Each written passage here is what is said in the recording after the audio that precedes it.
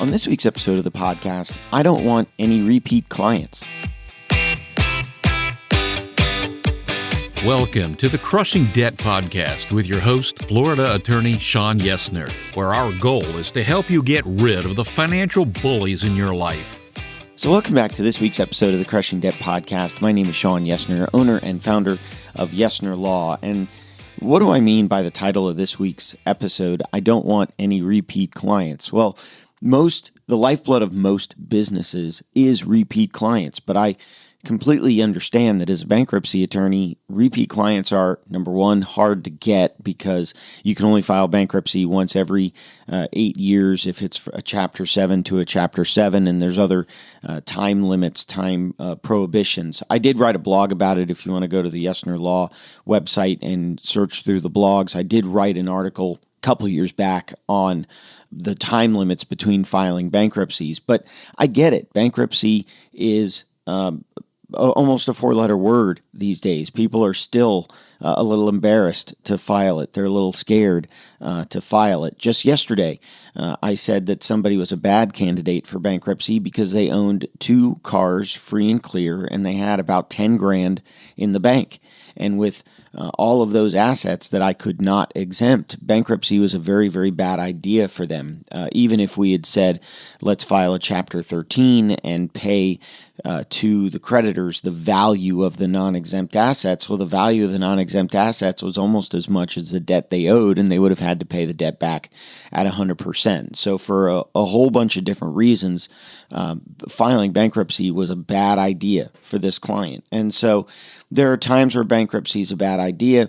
There's times where it's got a stigma attached to it. There's times that it causes embarrassment. And so it's not really something that creates repeat clients. And so part of the focus of my second book, Become Debt Free in Less Than an Hour, was how to avoid bankruptcy. But I think that's kind of maybe the wrong way to look at it. I think maybe that book is more of a how not to be a repeat client of any attorney, bankruptcy attorney, debt consolidation attorney. In other words, let's break some of those habits that caused someone to get into debt once we get them out of debt so that they can forever stay out of debt.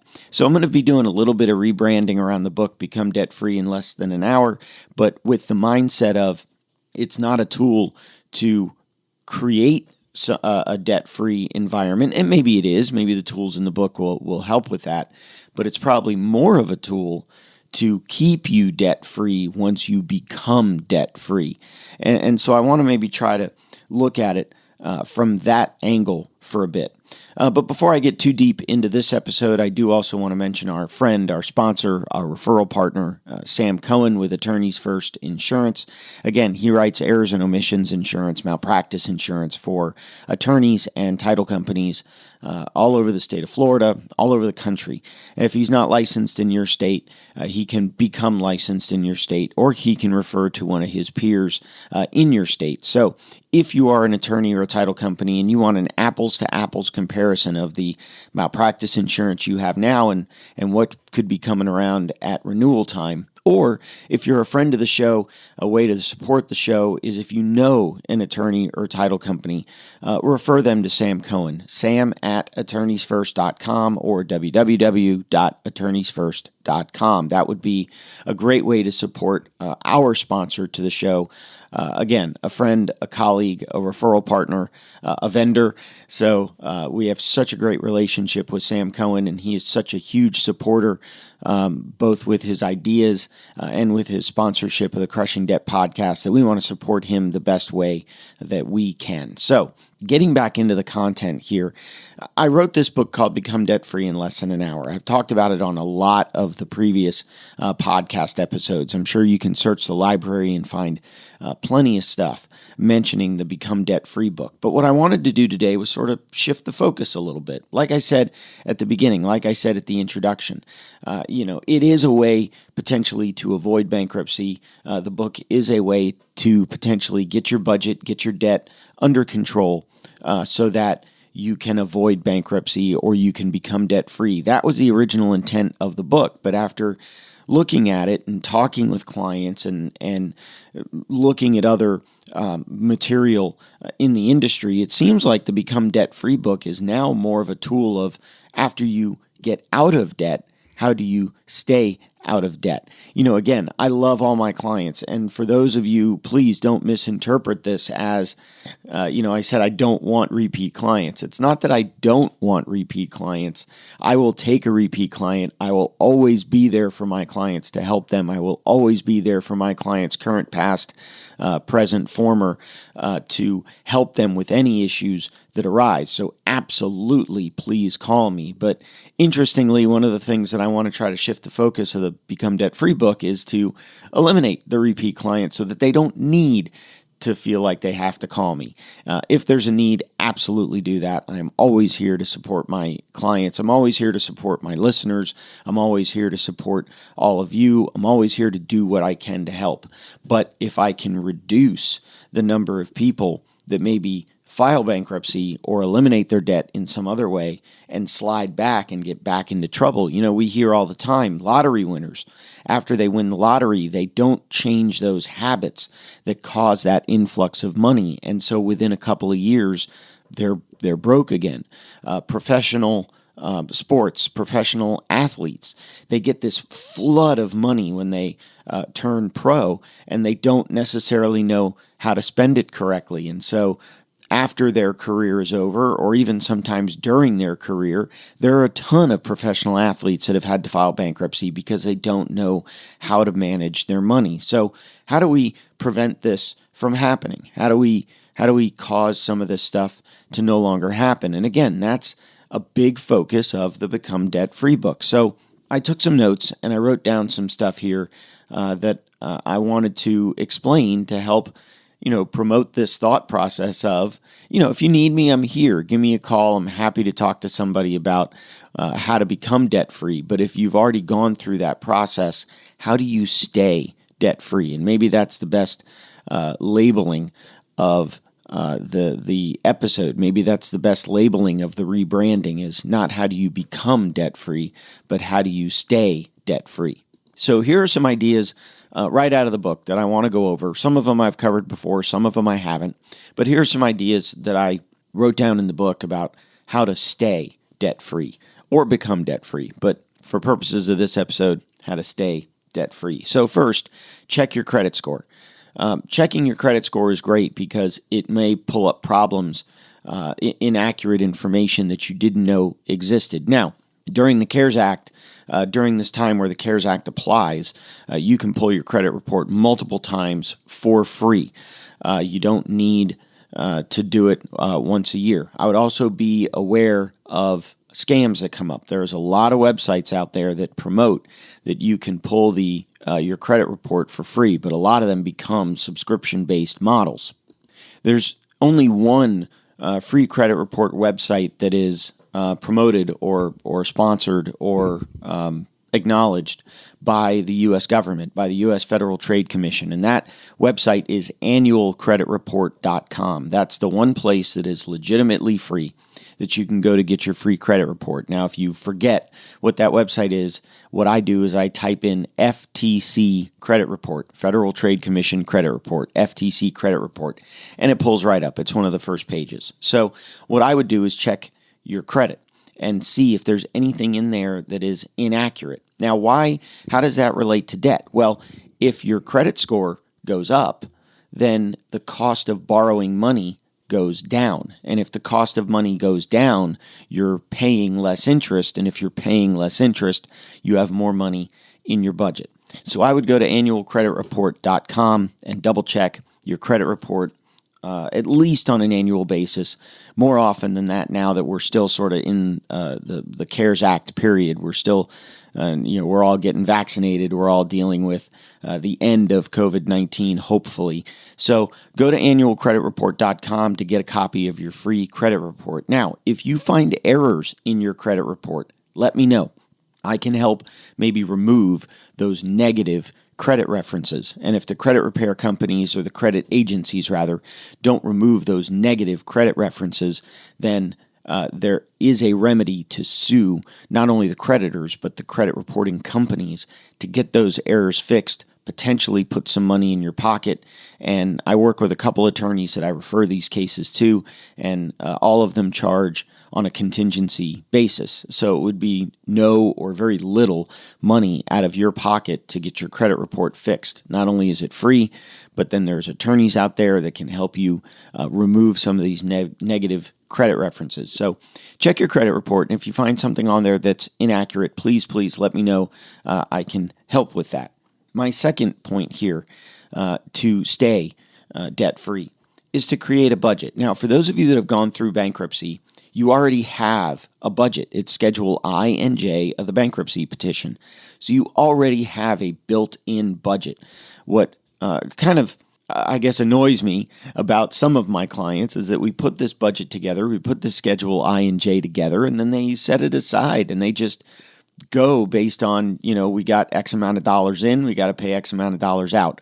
Look at your budget. Look at your budget on a monthly basis. I mean, I can tell you pretty accurately what I need to make ends meet on a monthly basis. I know approximately what my expenses are, both my fixed and sometimes my variable expenses at the end of every month, both for the law firm and for myself personally. So look at your financial data, look at your budgets regularly. If you have gone through a bankruptcy to become debt-free, it's already built in there. I've had some people say to me, the budget is inaccurate. And when I explore why the budget's inaccurate, it's because we're spending, $200 a month on cigarettes. So maybe cut out the cigarettes or cut back on the cigarettes. That's certainly going to help with your healthcare costs later in life, or maybe it's alcohol, or maybe it's going to Hard Rock and gambling, or maybe it's something that's not really considered a quote bad vice. And I put that in quotes because I enjoy gambling. I enjoy a drink from time to time. I've had a cigar from time to time. So I don't necessarily want to bash people that do these things, but there are other things that you can do to free up room in your budget that aren't necessarily considered bad. Have you checked your subscriptions and what subscriptions you can cancel? Is there free information online that you're paying a subscription to receive that you can cancel that subscription and have that same information come online? Are there other things that you're doing? What kind of food are you buying? Are you buying food in bulk? Are you using coupons? There's ways to cut and trim. Do you pay for cable? Could you cut the cable cord and maybe get a YouTube TV subscription or a Hulu subscription or something like that at a much, much cheaper price? So what are some other ways that you can really examine that budget that we put together in terms of a bankruptcy, and where can you really cut and tighten the belt? And I promise you it'll be a temporary scenario, because once you've become debt-free and you really focus on your budget and you're able to create more money in your budget by increasing revenue or decreasing expenses, it's only a temporary fix, because once you get your savings up to a point that you can float for a couple of months without revenue, well, then maybe you can start adding back in some of these things on a slower, more controlled basis. Maybe you can add in, if, for example, you've always gone out and you've bought here in the Tampa Bay area, Busch Gardens passes, Disney passes, zoo passes. Well, do you really need all three of those? Universal passes, SeaWorld passes. Do you really need all five of those things? Or could you cut it down to one temporarily, and then as you free up room in your budget, maybe bring back in the others? For those of you that have annual passes to the various theme parks, how often are you going to take advantage of the annual pass? Are you going enough times that the cost of that annual pass effectively becomes, $5 or $10 every time you visit the park, because you've gone so often, and it's a great way to spend time with the family, and it's a great way to have a good time. So what other things within that budget can you do to trim a little bit here, increase a little bit there, and save up a lot of money. And you can't really do it unless you're focusing on the budget. So again, those of you that have gone through a bankruptcy, that's your Schedule I and J. Look at that budget and see where you can maybe cut or tweak or increase or decrease or whatever. Those of you that have not gone through a bankruptcy, I'm perfectly open to you reaching out to me, and I will send you a blank copy of a Schedule I and J. Schedule I is your income, Schedule J is your expenses, and you can use those two documents created by the federal government, created by the bankruptcy court, to get a really good idea of what your budget is or what your budget should be. The next thing I want to talk about in terms of staying debt-free, not becoming that repeat client, is to celebrate your victories. I do this all the time, and it's from a function of maybe a mental check-in of things really maybe not as bad as they seem right now because of all the good that's happened. And certainly we all deal with adversities, and we all have to deal with adversities in our own way, but celebrate those victories, because a lot of this is mental. A lot of this getting debt-free, staying debt-free, a lot of this is mental. And so celebrate the victories. If you pay off a card, celebrate that. If you see that last year you owed X and this year you owe $5,000 less than that, celebrate that. Now, don't celebrate it by going out and buying something for $5,000 and putting yourself in the same position you were a year ago, but celebrate it. So one of the things that I've done to celebrate some things, we've got an open house coming out here in May. So if you're listening to this podcast on the day of its release, we do have an open house coming up in May that we're going to use to celebrate that victory of having the revenue to expand into a slightly bigger office suite. I've ordered hats, Yesner Law branded hats. Again, a small victory. So what things can you do? I bought some books that I had my eyes on that I really, really wanted to read because we had a couple of victories in the office in terms of doing things really well.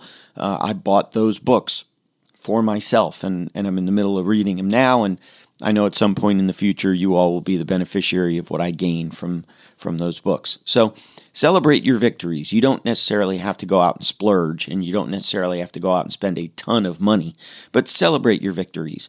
Keep the mental focus, keep the mental aspect of a job well done. And I've talked about this before. I talked about it in the book. I've talked about it all kinds of different ways, but don't be afraid to celebrate your victories. Don't be embarrassed to celebrate your victories. You lavish praise on other people when they do well. Why not do the same to yourself or for yourself? The next thing I want to talk about here in terms of staying debt-free or becoming debt-free is to go get that side hustle. Go get that second job. Go get that other thing. Maybe not a second job, but at least a side hustle. In other words, what are you really good at? What do you really enjoy doing? What could you help other people do? What have you done that has generated specific results that you can demonstrate, that you can teach somebody else to do? A couple of examples. I help coach my boys in soccer, and I help coach my boys in baseball. Now, I'm not suggesting that I am anywhere qualified to go out and be paid to teach soccer or baseball, but maybe I could help another parent who is intimidated about coaching their kids in soccer or baseball, and maybe I could come up with some kind of course on how they can help teach their kids to play soccer or baseball or youth athletics. Now, again, that's not really something I intend to do, just an example I thought of off the top of my head. Those of you that have been following me for a while know that I've been playing drums since I was 10. Now, admittedly, I am rusty, but what if I could knock the rust off and then give private drum lessons? Maybe I could do that on the side. Become Debt-Free itself, the Become Debt-Free book, this podcast, those are also side hustles that generate me money. You heard about me talking about my sponsor, Sam Cohen, and Attorneys First Insurance. That generates money for the law firm. Now, does it generate enough money that I'm going to quit being an attorney and become a podcaster full-time? Absolutely not. but it generates enough that the podcast is basically self-sustaining. The books that I've written are basically self-sustaining. They're not going to allow me to retire, quit being an attorney and retire as an author and a podcaster, but they do bring in some revenue on an annual basis.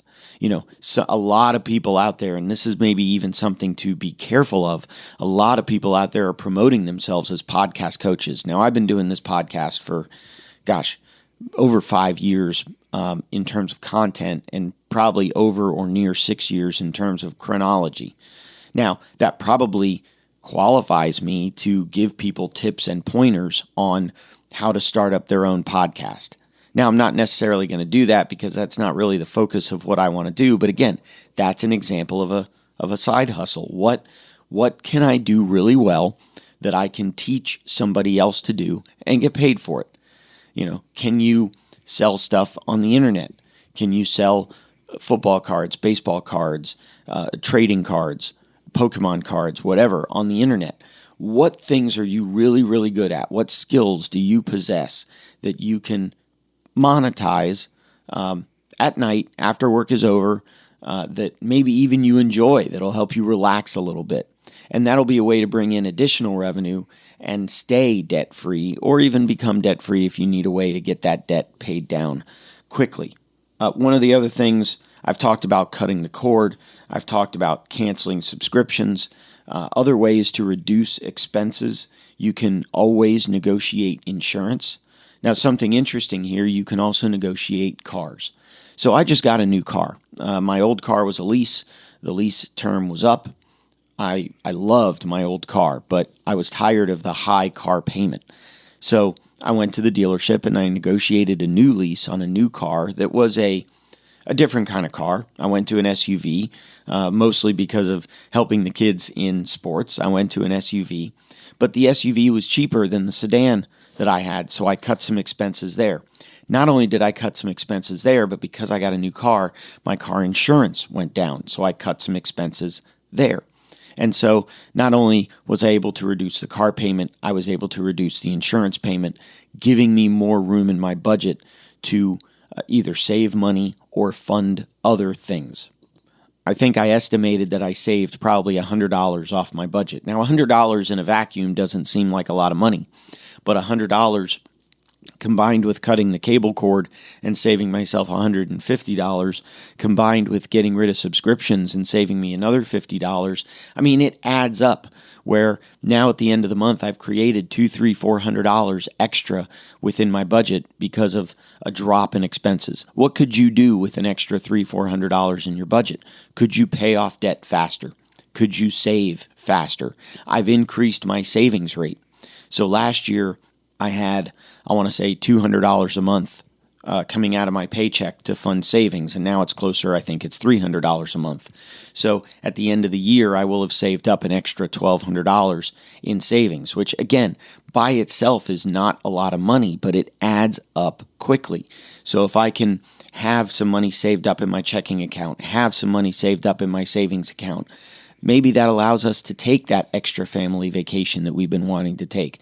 Maybe it allows me to make that home improvement that I've wanted to make without financing it. So again, all these little bits and pieces, they tend to add up to a couple of $100 a month. If I can save $300, $400 a month in my budget, now we're talking near $5,000 a year.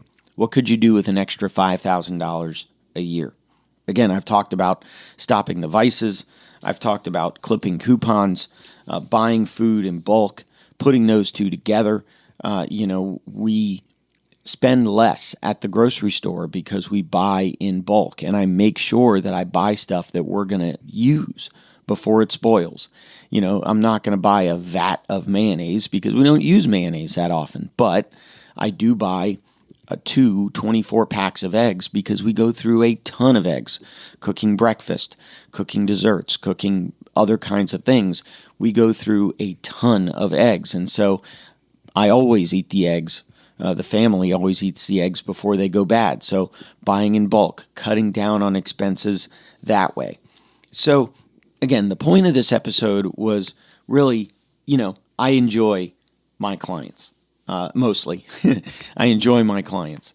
I want to be there as their resource. I want to be there as your resource, whether you're a client or not. I want to be able to be in a position to help you. Now, I don't necessarily represent all of you, and if you're listening to this episode, there's that standard disclaimer that this is not a substitute for legal advice, but I enjoy helping people. And so absolutely, if you're listening to this episode and you're a former client and you feel like bankruptcy may be something that you need to file again, give me a call. I'm absolutely open to talking to you about it. And if we need to file twice, we need to file twice. I make no judgment call based on people that get themselves into a bad situation and need to file bankruptcy. It is really just a tool in my mind and doesn't reflect on the character of any person. So if you need to file again, please reach out, give me a call. If you filed with somebody else and you're embarrassed to call them and you want to call me, let's talk about it. So I really don't intend for this podcast episode to be a deterrent to calling me for a second time. If you need to do it, do it. Really what I'm trying to do is focus on how can I help you become debt-free, or in a situation where we've used a bankruptcy or a debt settlement, or you've gotten a large personal injury judgment, or you've hit the lottery, or you've come into inheritance and you've been able to become debt-free, or you've got a really good job and you've been able to become debt-free. How do you stay debt-free? That's the point of the second book. That's the point of this episode. And so I really hope that you understand where I'm coming from in terms of I don't get a lot of repeat clients. When I do, I enjoy the ability to help those repeat clients. That'll do it for this week's episode of the Crushing Debt Podcast, and I look forward to talking to you in next week's episode. If you have questions that you think would make a great topic for a future episode, please email Sean or connect with us on social media. Sean Yesner and Yesner Law, PL, are Florida licensed attorneys. The information contained in this week's episode is not a substitute for legal advice. Your situation may differ, especially if you are located somewhere other than the state of Florida. If you have questions, please contact our office or contact a local attorney. Thank you for listening to this week's episode of the Crushing Debt Podcast.